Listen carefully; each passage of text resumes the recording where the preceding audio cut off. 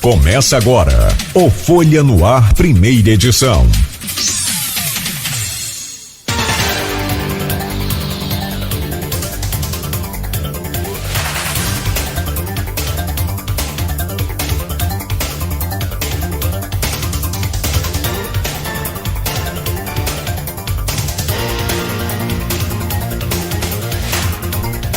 Você está sintonizado na Folha FM 98,3, a rádio que toca você. Hoje é quinta-feira, dia 23 de janeiro de 2020. São 7h05. Bom dia a todos os ouvintes da Folha FM. Eu sou Marco Antônio Rodrigues.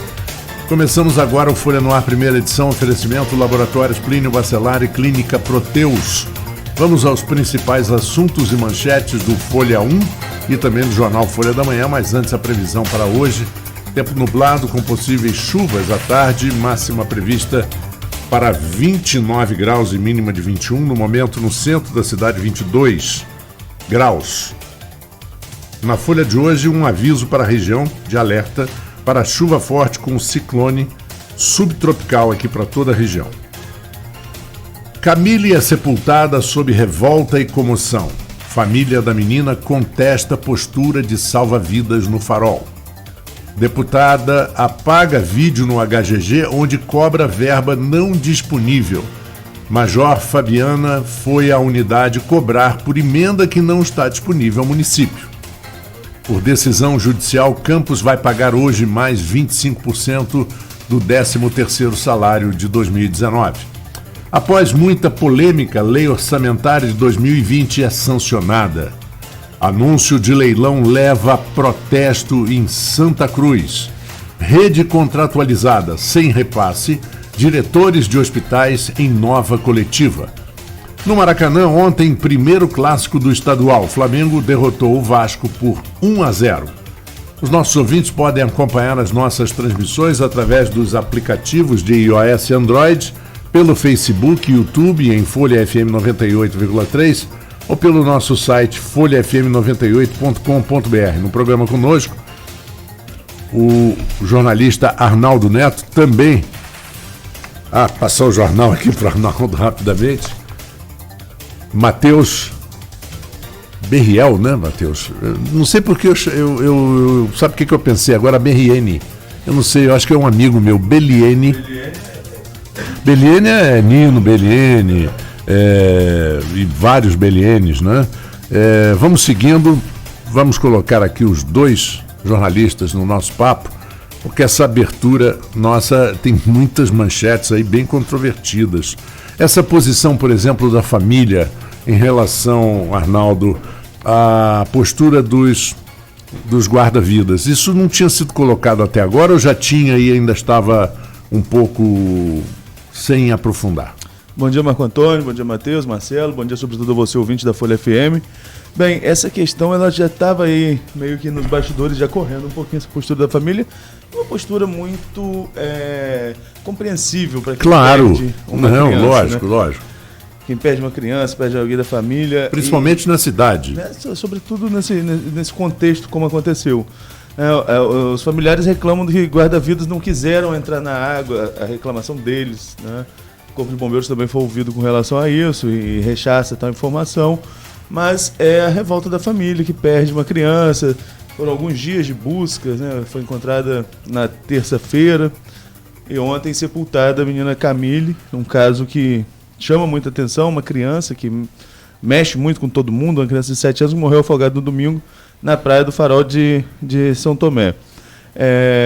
Como eu estou falando, é uma contestação da família, extremamente compreensível, mas tem que se tomar muito cuidado também com essa situação, não só com salva-vida, como a gente falava ontem, é o cuidado que se deve ter com relação à praia, sobretudo a praia do Farol de São Tomé, que é uma praia muito perigosa, né, como outras praias aqui da nossa região. Sobretudo para criança, é um momento que as crianças querem se divertir, criança gosta de água, né? As crianças querem estar ali em contato com a água, mas é muito perigoso, é sempre bom um adulto supervisionando, não estar com mais de uma criança, sobretudo quem tem mais de um filho, tomar muito cuidado com isso, ter mais de uma criança para vigiar, porque o mar é muito forte ali. E vigiar uma criança já é muito difícil. Vigiar 2 crianças, meu Deus, é trabalho dobrado. Justamente. E a gente sabe disso.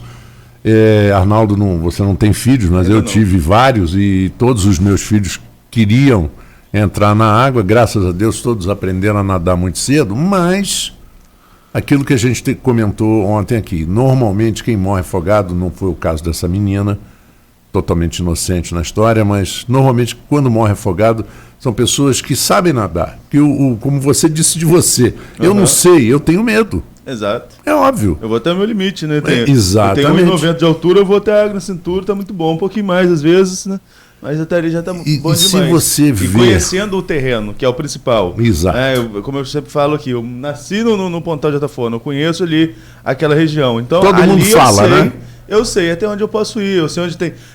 por mais que eu não saiba nadar, que eu não conheça algumas coisas, mas eu sei onde tem tal marca, você vai criando certas referências. Marca em direção ao espigão, marca em direção aonde fica a rede que as pessoas colocam, tudo aquilo são referências que você vai criando. Óbvio. Pelo convívio natural, você crescer naquilo ali. Mas, mesmo assim, sempre com todo receio, todo cuidado possível. Se você... tem fatos que a gente lê e vê de pessoas que morrem em piscina. Sim. Imagina no mar que é vivo, né? Exatamente. A água ali tá viva. O terreno altera, faz um buraco, faz uma vala, a corrente muda. Olha, exatamente. Muito perigoso, muito perigoso. Mas sim, é um desfecho de um caso, né? É que muito triste. O principal fato dele é a tristeza da morte dessa criança na Praia do Farol de São Tomé. E ressaltando também o apoio da Marinha do Brasil nessas buscas, porque a gente até comentava isso ontem, né? É péssimo perder alguém, mas deve ser ainda pior não ter esse desfecho, né? O corpo continuar desaparecido, deve dar uma sensação ainda pior. Ali com o corpo encontrado, agora já sepultado, pelo menos se fecha um ciclo que não é natural, como eu falei ontem, né? O natural são os filhos enterrarem os pais. Não, o ciclo não é natural dos pais enterrarem os filhos, sobretudo uma tragédia como essa, que foi aí, a perda dessa menina de apenas 7 anos. Você sabe, Arnaldo, eu conheci no final dos anos 70, início dos anos 80, a Zuzu Angel, sim, mãe do Stuart Angel, que sumiu na ditadura. E ela dizia isso para as pessoas, assim, no papo, que o grande problema da pessoa desaparecida e você não encontrar o corpo é que vai alimentando um fio de esperança da pessoa ainda estar em algum lugar, estar viva, ter perdido a memória e tal, e essa esperança vai crescendo dentro de você e é terrível. Exatamente. É uma tortura. Aqui se fecha um ciclo, né? Infeliz, um ciclo infeliz, de infelicidade, mas é um ciclo que se fecha. Bom, deputada apaga o vídeo no HGG, onde ela cobra uma verba não disponível. Major Fabiana. Essa questão ontem, Marco Antônio, me chamou muita atenção desde amanhã. Eu saí do programa, fui para a redação, né? Saí aqui do estúdio do Folha no Ar e fui para a redação. E só saí da redação por volta de 2h30, fora que eu fui a casa tomar um banho para voltar para fechar a edição. E esse vídeo viralizou. Não se falava em outro assunto. Nós chegamos a publicar o vídeo, não se falava em outro assunto com relação ao cenário político de ontem, a não ser o fato dessa deputada Major Fabiana, que faz parte aí, uma das líderes da ou já esteve na vice-liderança, se estiver em Campos, inclusive, deixa o espaço disponível se quiser falar aqui com a gente, até porque ela teve em outras emissoras, mas ela veio fazer uma cobrança de 5 milhões para o HGG, que ela disponibilizou. Ela já foi, ou ainda é, vice-líder do governo na Câmara dos Deputados, do governo Jair Bolsonaro, do PSL, Major Fabiano. Veio para cá com movimentos vinculados à direita e foi vistoriar, de surpresa, o Hospital Geral de Guarulhos, um direito. O vejo como um direito, de uma deputada que é representante do povo conhecer o funcionamento das estruturas municipais. Não estou aqui para passar pano para o Hospital Geral de Guarulhos, muito pelo contrário. O Hospital Geral de Guarulhos tem muitos problemas. Nós tivemos recentemente, inclusive, transferências para os hospitais da rede contratualizada, obras emergenciais. Problema não falta no Hospital Geral de Guarulhos, assim como também não falta no Hospital Ferreira Machado. Problema também na rede contratualizada, que hoje, inclusive, vai ter coletiva de imprensa daqui a pouco para falar sobre falta de repasses, enfim. Mas existem sim muitos problemas no hospital. E ela foi fazer uma vistoria e fez um vídeo extremamente revoltada porque ela disponibilizou 5 milhões e não queria os 5 milhões numa safadeza dessa. Um vídeo forte para uma deputada, policial militar, eleita aí na esteira da onda bolsonarista na última eleição, assim como muitos outros parlamentares, o que fez do PSL, à época, partido do presidente, a segunda maior bancada da casa. Mas, enfim, só que se espera de um deputado, então eu desde cedo estou falando lá dentro da redação, gente, cuidado como que vai conduzir isso. Deputado de primeiro mandato, eu conversei com o Vladimir no começo do ano, e Vladimir mesmo falava, deputado de primeiro mandato não tem emenda nessa virada de ano disponível, liberada ainda. O que ele conseguiu para os hospitais daqui da região, que eu até fiz essa matéria com o Vladimir Garotinho, o que ele conseguiu de emendas extras, essas coisas, como eu estou falando, são repasses extras, que se você se articula junto a um ministro, aqui, ali, vai conseguir um dinheiro extra para soltar, e você fica com aquela conta política, eu que consegui, eu que fui lá. Mas não é da cota dele ainda, ele mesmo admite isso na matéria, esses são recursos extras. As emendas que são do mandato dele vão vir lá para a partir de março, de abril, com a execução do orçamento de 2020. Claro. Se acontece assim com ele, acontece também com a Major Fabiana, que é deputada de primeiro mandato. Estou eu desde cedo batendo nessa tecla, vai se tomar cuidado de como iria conduzir essa situação. Até aí tudo bem. Como eu falei, fiquei até por volta de 2000, eu tô sem retorno de rede social, não sei se tem alguém comentando, pedi até você, Marco, para dar uma olhada aí no stream da Folha FM, se tiver algum comentário, não sei o que, puder intervir, que estiver acompanhando essa história também, puder a gente trazer as outras versões. Mas, aí eu saí do jornal, o desfecho era esse, a deputada cobrando esse empenho desse recurso. Fui a casa, fui dormir, voltei por volta de 4, 5 da tarde para a redação. Volta de 5, né? Vamos ser sinceros. Por volta de 5 horas da tarde voltei para a redação. Quando eu volto para a redação, já tinha mudado todo o contexto. A deputada tinha apagado o vídeo, tinha sido recebido por Dr. Dante, que é o diretor do HGG, por Dr. Ábido, secretário de Saúde, também o deputado federal Marcão, que é aliado do governo, do prefeito. E a foto era ela sorrindo na mesa de reunião, o vídeo apagado, já não estava mais na rede social. Então, nisso, a gente vê que ela mudou a situação e entendeu que a verba não estava disponível ao município. E aí, já tinha feito toda essa repercussão negativa em volta do posicionamento dela, isso prejudicando ainda mais a situação do hospital perante a opinião pública, mas depois também não ficou muito bonito para ela não, né, Marco Antônio? Porque o que se espera de um deputado, no mínimo, é que ele conheça o trâmite normal da casa onde ele participa, né? Tem um mandato, que saiba como o mandato possa ser desenvolvido. É como a gente coloca até na coluna no ponto final. É a mesma coisa de você imaginar um clínico geral que não consegue diagnosticar um resfriado. Um deputado que não sabe o trâmite normal de emenda. Um deputado que faz parte de uma base de governo que não falta problema, está aí, por exemplo, o Enem, que a gente nem sabe o que vai acontecer do Enem, cada hora é uma questão que está errada, um governo um Ministério da Educação com problemas seríssimos, que a queda do Ministério da Educação é a única solução para a educação há pouco tempo, passou por um problema recente na cultura, que teve de demitir o secretário de Cultura e está aí nesse noivado com a namoradinha do Brasil. Você tem a questão do INSS, que cheio de problemas, faltando funcionários, muitos funcionários aposentados, não se abre o concurso. Eu li ontem no G1 um caso de Roraima, que uma senhora que perdeu os dois braços e as duas pernas não vai receber benefício porque não assinou a folha do INSS. Como é que a pessoa que perde os dois braços vai assinar alguma coisa?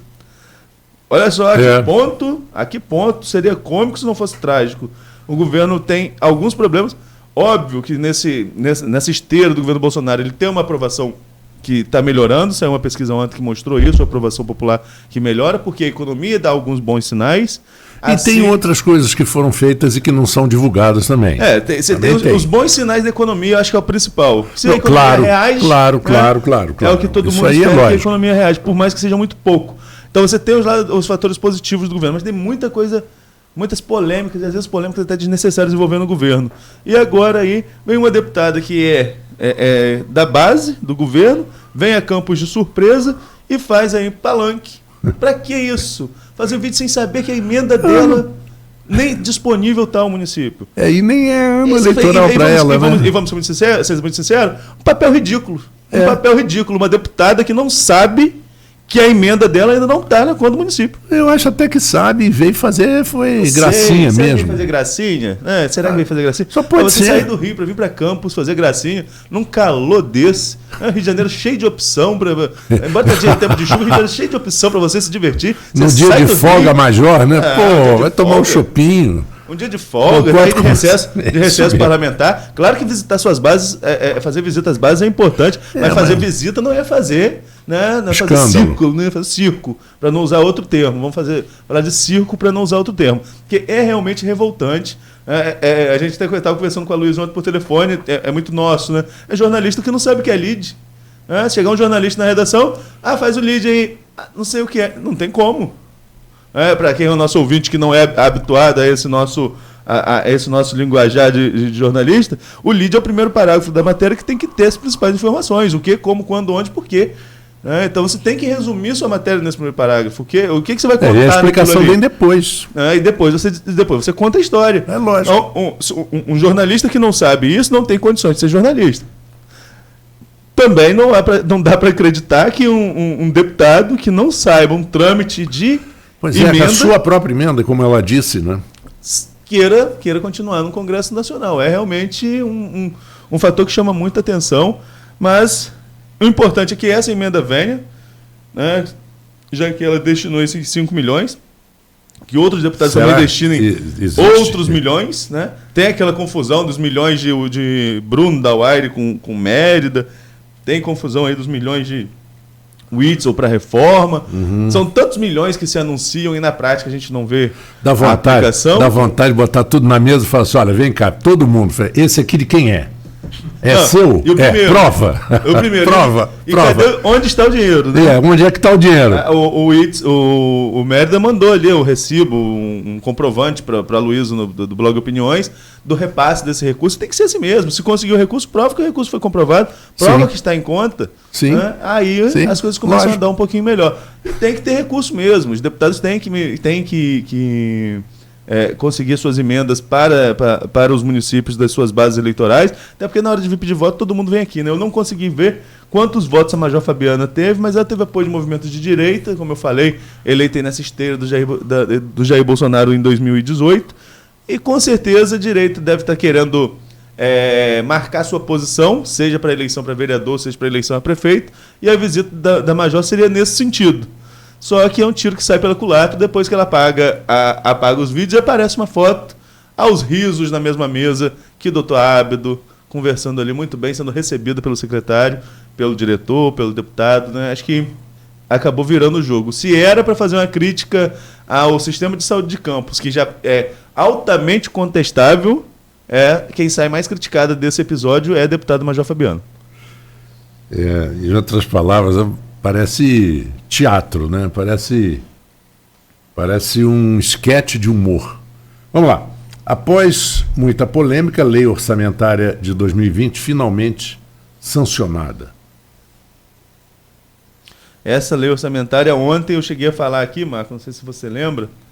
Eu falei que eu tinha acompanhado o Diário Oficial e que ainda não tinha sido sancionado. Mas saiu perfeitamente. Um caderno extra, um segundo caderno do Diário Oficial e, enfim...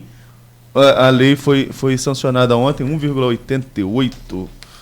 Deixa eu pegar aqui o valor exato, aqui no jornal tem o valor exato do orçamento de 2020, sancionado, e agora, enfim, começa a ser executado quase 1,9 bilhão. Deixa eu ver se tem o valor corrente aqui, não tem, mas é quase 1,9 bi, um pouco menos de 2 bilhões. E foi sancionada ontem após muita polêmica, aprovado no dia 14 de janeiro, depois daquela quebra de braço todo do G8, aquela articulação com a oposição, todo um contexto que levou aí a essa votação do orçamento. O orçamento de Campos só começa a ser executado agora. Isso reflete nessa questão da saúde dos hospitais contratualizados, que eu falei agora há pouco, que vai ter uma coletiva daqui a pouco, às 9 horas, para falar sobre a situação da rede contratualizada, porque até mesmo os repasses federais, que a prefeitura só tem o trabalho de repassar os hospitais, cai na conta da prefeitura, a prefeitura joga para os hospitais contratualizados. A prefeitura não pode nem usar esse recurso, ele é destinado aos hospitais contratualizados. Mas como o orçamento ainda estava atrasado, o orçamento ainda estava preso para o ano de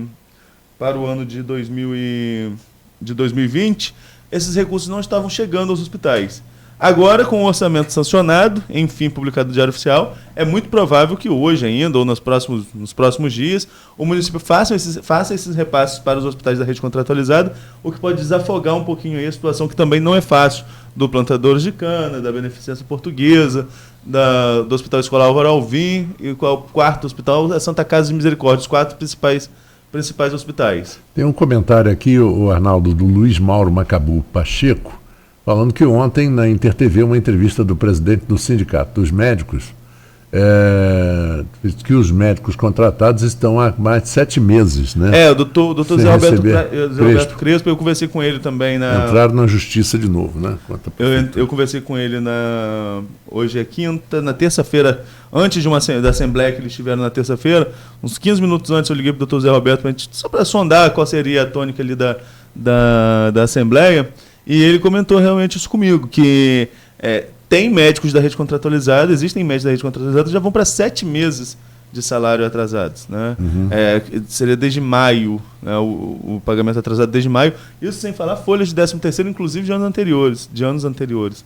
Mas essa questão ainda está muito em aberto, porque tem os dois lados ali, a gente já recebeu aqui esses dois lados. Existe a dívida da prefeitura com a rede contratualizada, e existe a dívida dos diretores dos hospitais com os médicos e com os servidores. E a rede contratualizada também compra seus insumos, paga suas contas e tem que também pagar ao médico. Tanto é que existia um movimento dos médicos que gostaria que esse pagamento fosse feito diretamente a eles, que a prefeitura pagasse direto aos médicos. E isso não é ainda possível. É uma questão que ainda está sendo, digamos que, discutida. Mas a gente tem que começar a ver o problema da saúde de campus, que é um problema gigantesco, mas em todos os seus recortes possíveis.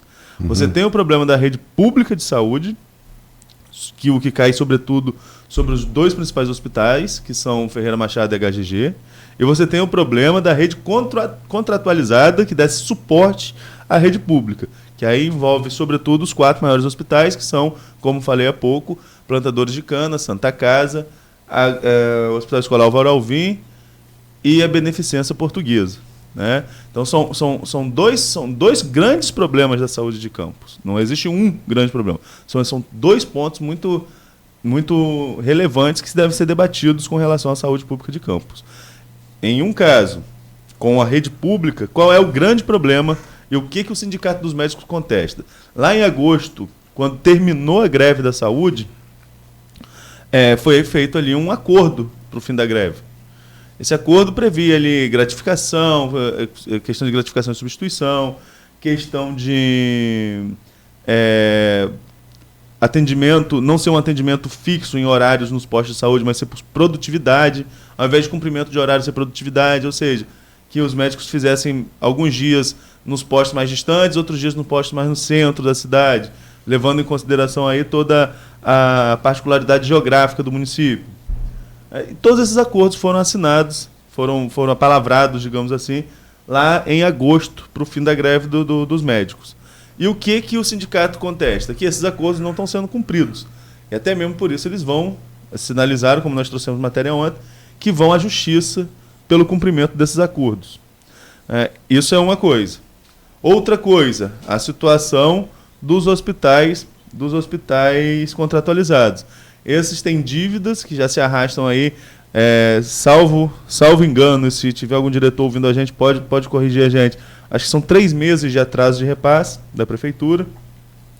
Estão com os atrasos do repasse federal presos também, por causa dessa questão orçamentária, e também caminha aí para uma situação muito, muito delicada, que o Frederico Paes, presidente do Sindicato dos Hospitais Contratualizados, dos hospitais particulares de campus, ele chama de uma situação caótica. Então é realmente uma situação muito delicada. E, portanto, já temos esses 2 eixos muito delicados na saúde pública de campus, e por isso que me causa certa revolta, particularmente, e volto a falar aqui, não é defesa de secretaria nenhuma, não é defesa. Mas caso a revolta é uma deputada vir de fora e fazer um espetáculo nas redes sociais como o que ela fez, sem conhecer sequer o andamento da emenda que ela ofertou ao município. Merece um meme, né? E vários memes nas redes sociais. Não sabe de nada. Pobre moça. E hoje também, Marco, a gente concluindo o noticiário, essa parte do noticiário, embora nossos entrevistados ainda não tenham chegado, já que está aqui com a gente o Matheus Berriel, que veio até para participar junto com a gente por ser o editor de esporte, mas a gente está esperando o D'Artagnan, o presidente do Goitacás, e o Márcio Reinaldo, presidente do Roxinho. Até agora não chegaram aqui aos nossos estúdios, espero que o Márcio possa estar a caminho. O D'Artagnan informou que teve um problema de saúde e não vai poder participar, mas tomara que o Márcio chegue aqui para a gente iniciar esse bate-papo sobre o Roxinho. Senão a gente conversa, fala as verdades que são verdades, claro, e que tem que ser ouvidas, e eles que depois respondam. Exatamente, mas continuando na parte do noticiário, hoje Campos vai pagar aí mais 25% do 13º de 2019, cumprindo aquela decisão judicial. É uma informação extremamente importante para o servidor, é mais dinheiro circulando na praça. É uma decisão judicial que foi, em primeira instância, referendada pelo juiz Heitor Campinho numa ação do Ciprozep, houve recurso, subiu para a 25ª Câmara Civil, não me falha a memória, no Tribunal de Justiça do Estado do Rio de Janeiro, que manteve também aí a decisão do Campinho, voltou para a primeira instância e no plantão o juiz Elias Pedro Sader Neto, ele alterou a forma de pagamento, mas manteve a sentença. Qual foi a alteração dele? O governo teve que pagar 50% até o dia 23 de dezembro, e o fez, o que depois prejudicou no pagamento da folha salarial de dezembro, que acabou sendo aí parcelada. Agora paga uma parcela de 25% hoje, cumprindo essa decisão judicial, e vai pagar também 25% até 23 de fevereiro. 23 de fevereiro é domingo de carnaval, né? Então, provavelmente, esse dinheiro deve sair na sexta-feira, e o pessoal vai ter um trocadinho, quem ainda tiver a receber, para cair na folia, né? 25% do 13º. Mas é muito provável que saia até 23 de fevereiro. Não estou aqui dizendo que vai, até porque não tem essa informação, mas para cumprir a decisão... A gente torce, né? Para cumprir a decisão, senão vai pagar 26. Segunda vai ser recesso, terça feriado, então provavelmente vai pagar 25. Vai pagar 20, antes do dia 23, deve pagar ali no dia 22, no dia 21, esses últimos 25% do 13º salário. Só para completar essa questão de salário, né?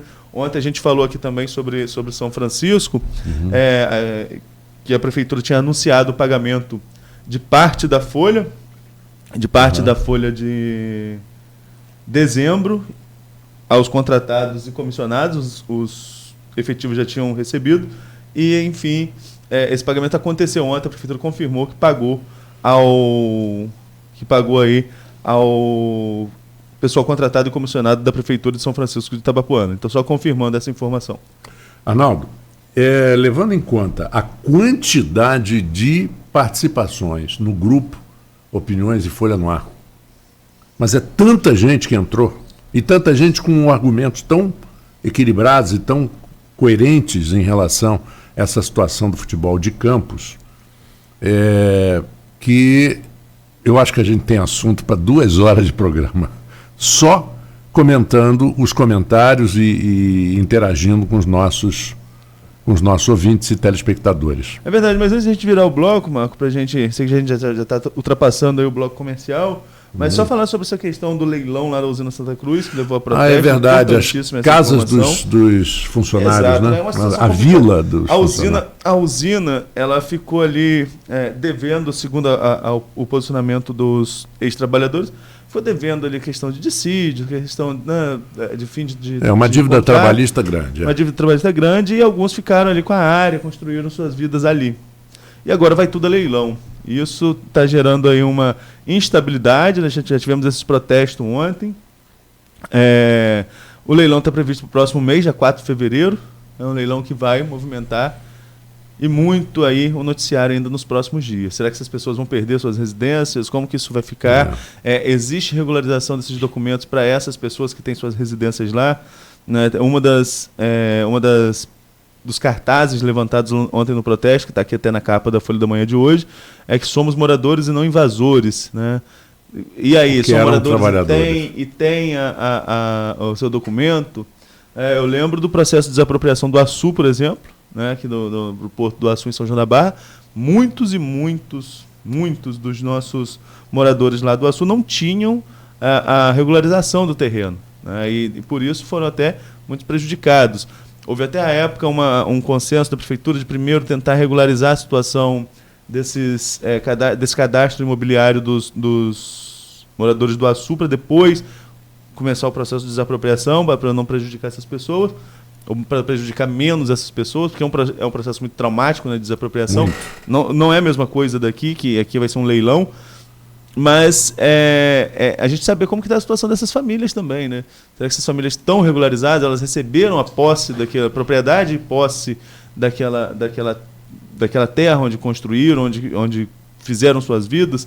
É uma situação delicada e que com certeza vai movimentar muito ainda o noticiário político, o noticiário econômico da nossa região. E jurídico também, porque Exato. Existe muito detalhe na lei, uso capião, que é uma coisa que e outras muda coisas, muito, muda muito, bastante, o entendimento muda, a interpretação aí vai ter que ser julgada através de casos já pré-julgados, né?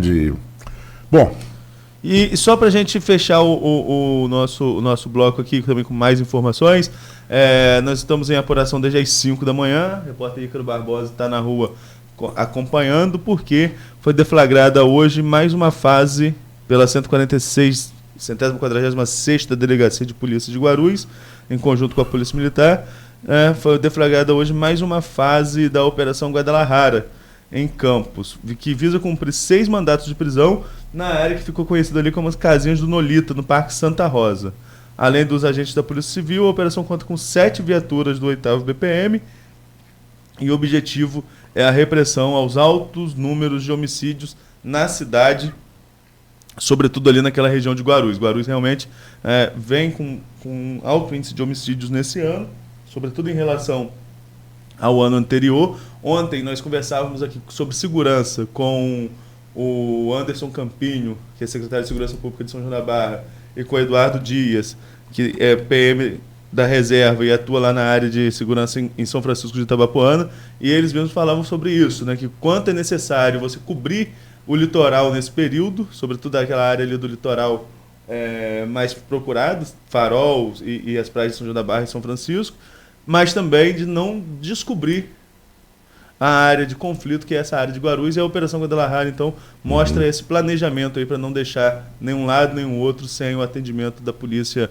Militar e da Polícia Civil, que é importantíssimo para a segurança de todos. Bom, então agora são 7h39, nós vamos a um pequeno intervalo e voltamos já. Matheus Berriel, Arnaldo Neto e eu vamos conversar sobre futebol campista, né? Vamos contar um pouquinho da história também, uma história que a gente lembra, né? Que a gente sabe. Eu vivi um pouco mais do que vocês, jogadores campistas e tal, mas todo mundo tem história para contar e todo mundo tem alguma solução. O negócio será que essa solução vai, desculpe o pleonasmo, solucionar um problema? Então vamos ao intervalo e voltamos já com Folha no Ar, primeira edição, oferecimento Laboratórios Plínio Bacelar e Clínica Proteus.